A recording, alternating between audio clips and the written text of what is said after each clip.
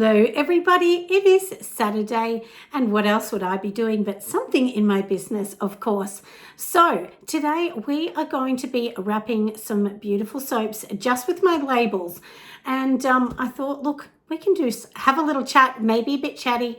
And anyway, we will do these gorgeous soaps. Now, I made these quite some time ago. They were more for YouTube, but I thought, look, I might as well just wrap them up. I will go and just put them on Fair, and some things I put only on Fair and nowhere else. And I feel like my camera's like Cat in the Hat, kind of on a bit of a weird angle. But anyway, we will move that while we're doing this so that you can see exactly what I'm doing. So let's go and have some fun and make something gorgeous. All right, so now let's get going with this. So I've already made these beautiful bands, and I did talk about this in a video a little bit ago. And anyway, there's so many ways that you can wrap your soap. You know, the one thing that I definitely really don't suggest is wrapping them in plastic or shrink wrapping them. I mean, you can do that, of course, if you want, but it's best to let natural soap just breathe. And in that, it can kind of get a bit moist and sticky. And when I started, I did wrap them like that, and I couldn't understand why they weren't sweating in the heat. So sometimes that can actually happen. But anyway, we have lots of labels here. And the one thing that I found that it took me a long time to really get right is to make sure that my logo was in the same position each time on every single thing I did. Now, lots of you probably know, I've talked about this a bit, that I'm really super keen to go and get boxes. Now, as much as I really want them, the bottom line is, let's be honest here, they cost a lot of money. It's really, really hard. It costs so much money. So that's literally why, if I'm going to be honest, why I don't have them. It's just kind of out of my budget at this particular moment, which is a little sad, isn't it? But that's the truth. So now, one thing I'm going to tell you, when you're wrapping these, even though you can push down the sides, I find that unless you take it off after you've done this, so this gives me kind of like a template, and you can see how it's curling, and it's giving me the template to tell me where to fold it. I've just noticed that if I take it off and actually fold it with a tighter fold, it just wraps around so much better around the soap. Now, this does add time. I agree. I know lots of people are going to say that's adding more time, but for me, I just kind of, if I'm honest, I just really want to have a product that I think is super good. That for me, that's really what I'm kind of aiming for. Now, I'm going to give this a bit of a trim because it's kind of a hangover. And the thing is too, when you're doing this, I've had a few people say they've decided that what they were going to do is they were just not going to put anything on the outside. They were going to put all of the information about the soap on the inside, which it sounds like a good idea because, the writing isn't that attractive. But to be really honest with you, people then can't read all the information before they buy it. So they might not buy it if they can't see it. So that's important. And you actually do have to have certain information on your packet. Doesn't that look lovely? So, and look, I only have like 9 or 10 of each of these, but I thought I might as well just, do these up and just make them look nice, because otherwise they're just going to literally sit on my shelf. So when I do it, if you can see, I'm holding it upside down, I know, but I'm holding my thumb in the middle to make sure my logo is centered, and then I kind of like pinch the sides so that I roughly know where I want to fold this later on.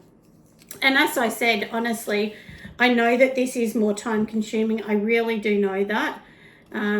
But it is what it is, let's be honest. And that's the whole idea about boxes too. It's not just about being pretty. It actually really does help your time. So, because when we're talking about, the cost of a product, one thing that is really important with the cost is to also add, like how long this is taking you to make and, the labor involved. Because if you later on decide that you need to, or you want to go and get staff members, well, then they have to be paid, and then all of that sort of comes into your cost, doesn't it? So it's the same as if you're using Canva and all of those, then that's part of your cost. But it's just really hard, I do understand, to put that cost and to figure it out. It can be very, very tricky. And I definitely don't know everything about that, you know, and you just, honestly, seriously, you learn so much as you go along, and it's just the way it is, my friends. But I hope that you just enjoy a few videos, because I thought, look, I might as well just do a couple of videos while I'm doing all this, and it will give you an idea of what I actually do. I mean, this is honestly behind the scenes. This is pretty much what I do. And, you know, in my studio where I am here, or my shop, I'm just standing here by myself. You know, and I've said this in a few videos, just because I have a little shop, I don't always get people in here because my shop's not in the normal strip where people walk past and come in. This is, you know, if I'm honest, this has really been set up for people that follow me on YouTube to come and say hi. And it's really been set up, you know, for wholesale customers, so they can just come and have a look before they even order anything. And I have noticed that I am definitely getting a lot more local people that are really interested in my products, which is really exciting. And that's what you should be aiming for. Aim for your local market first, because a lot of those people, it's more attractive for their customers, honestly, as well. You know, it's attractive for their customers to get something made local, and especially if you live in a touristy area. So where I am in Gippsland, we have a lot of people traveling through on holidays, so it is a lot more attractive for those people to get something local. And if you see at the end, mine do say Gippsland at the end, and that's because I make them in Gippsland, because that's where I live. So even though I live in the town of Warragul, you know, the county, as you'd probably call it in America, is, you know, our county, or our council area, as we would sort of call it here, is Gippsland. So that's just a bit about that. And also, with one thing I did notice when I was actually doing these labels, I had to get my daughter Pearl to go back with my logo, because she actually created the logo for me. She actually created a few images, and then I ended up putting the images together, and that became my new logo. And I noticed that the logo wasn't dark enough because the font I was using was very dark. So anyway, then we had to go back again and do it. And so now you can see the logo is quite bold. And that's what you want, because there's no good not having a bold logo and nobody remembers or sees it, and they won't remember your product. So yeah, so anyway, so that's a little about that. And now let's talk about what is selling at the moment. I'm having a few people ask me that. Now, for me personally, I honestly can't keep up with lip balms. I've got to go and order hundreds of more tubes. I've literally sold hundreds in this month. You know, all wholesale. They're all wholesale orders. You know, from people that own dentists buying them, to, you know, touristy areas, to florists, to gift shops. So it's quite amazing, you know, the amount of people that are actually buying them, and which is great for me, because lots of you know, look, I went through a stage of really not selling much at all, and it is quite deflating. I do understand that. And, you know, I've been doing this for a long time, but I just think because of the financial climate, you know, we went through a stage of just not being able to sell hardly anything. And honestly, I was getting a little depressed. I'm going to be honest with you. I was thinking, what am I doing wrong here? But I do think too that if you're not selling, you need to really look at your product. Well, not so much your product, but your packaging. And that's what I did. I looked at the packaging and I thought, okay, people obviously don't like that look. And then I needed to really go back and really re-look at what I was doing. And, you know, although some of the packaging that's wrapped looks beautiful, a lot of customers that I have want to buy produce that is naturally made or, you know, packed as raw as it can be. So I just noticed that some people wanted that not wrapped. They either wanted it in a box, or they wanted it, let me put this one here so it's not in your way, or, you know, they wanted it like this in a rawer form. So, and I've noticed since I've done it in a raw form, I've actually sold a bit. So, and I'm not going to say hundreds or anything like that. So, but anyway, that's what I've been doing. And I've also made my first breast milk soap because my daughter is breastfeeding her baby, and she asked me to make a soap for her. So it's only for her, it won't be sold or anything. You can't be selling breast milk soap. So I guess unless it was to the person that bought it, that you know, that it was their breast milk, I guess then you could charge someone money if you wanted to do it that way. But anyway, that's what we're doing at the moment. So now we've finished this gorgeous rose one. Now I look, and I've got to show you this. I mean, these are darling. Aren't these cute? Look how little they are. These are my mini baby soaps, and they're a Guess soaps. They're 40 grams. Now today I'm going to talk a little bit about the cost of soap, making it, and you know, and I guess how you can sort of price your products. But if you kind of look at this, you got your big soap, 130 grams, to your little 40 grams. So darling.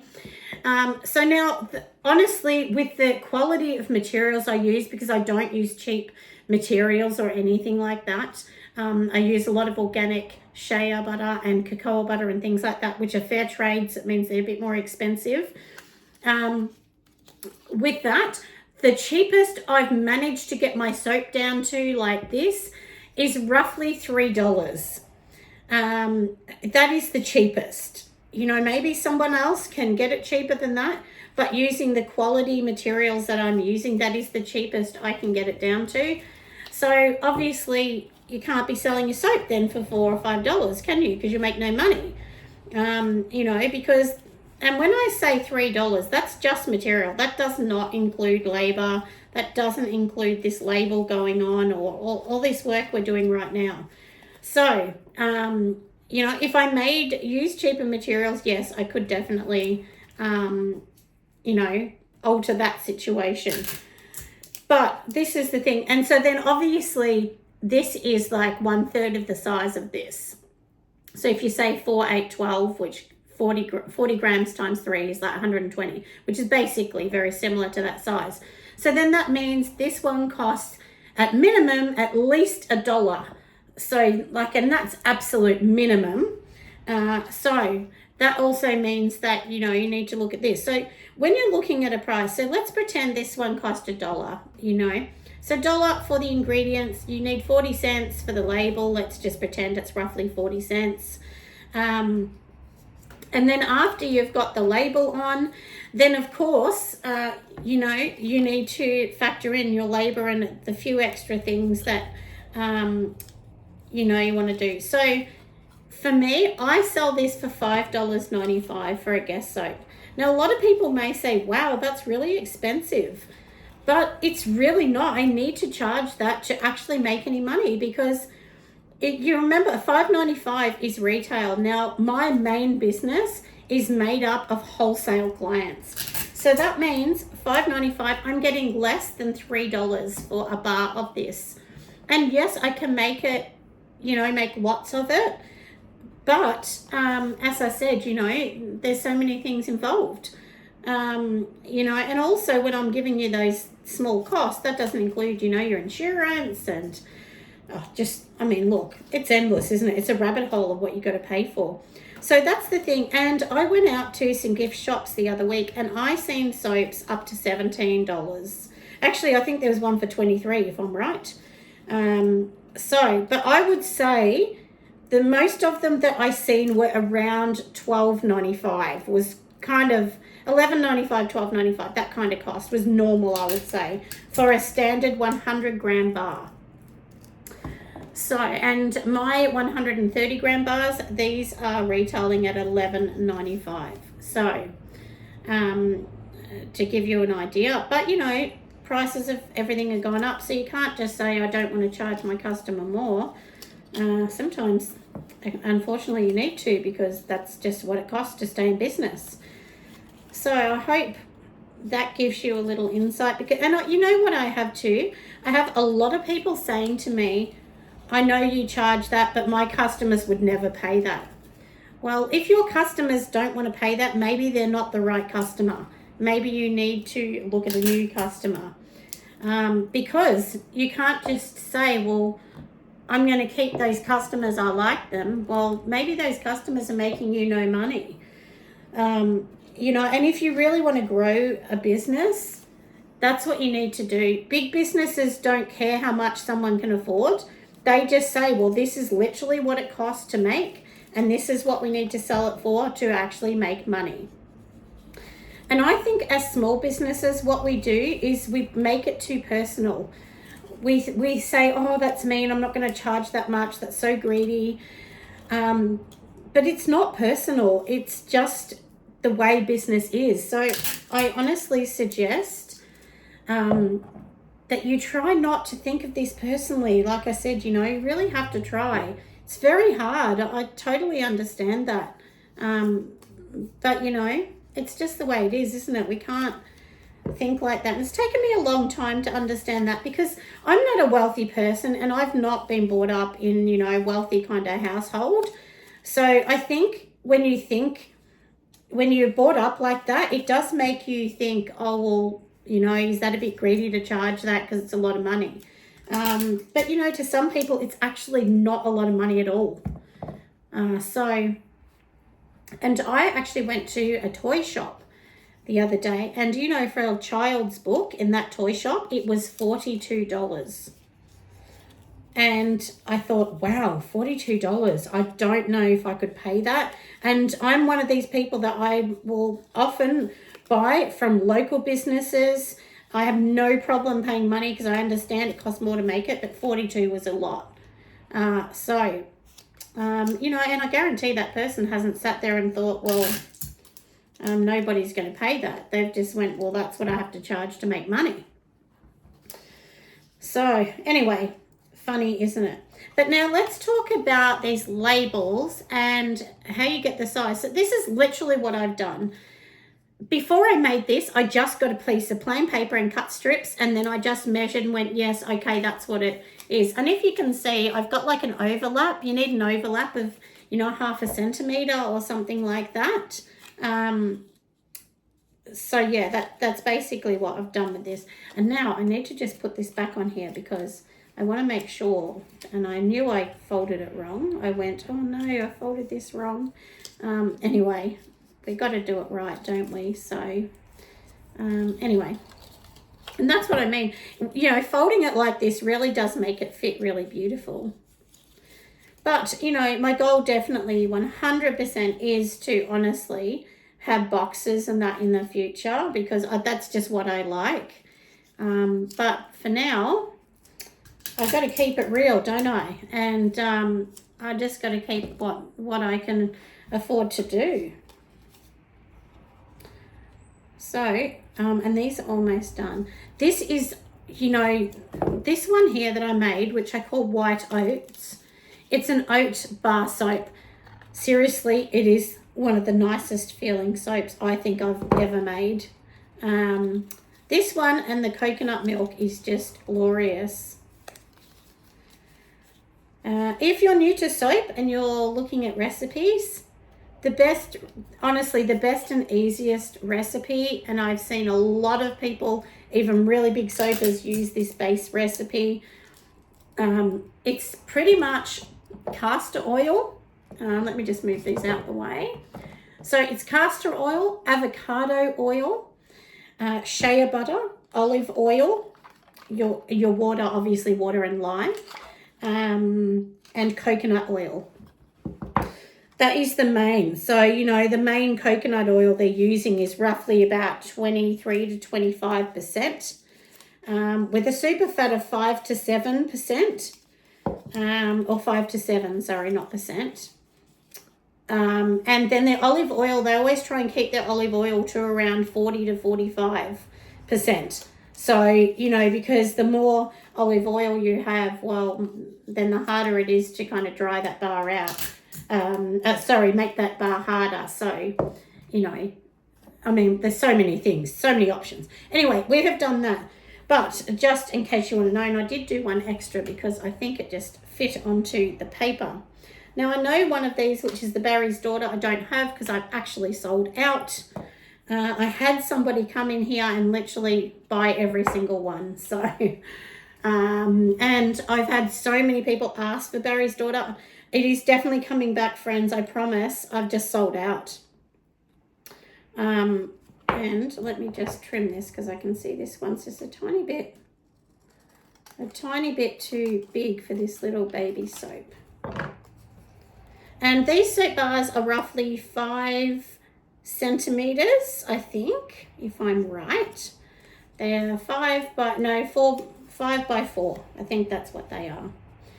And anyway, but that's literally what they are. So I hope that you've enjoyed a little bit of a chat.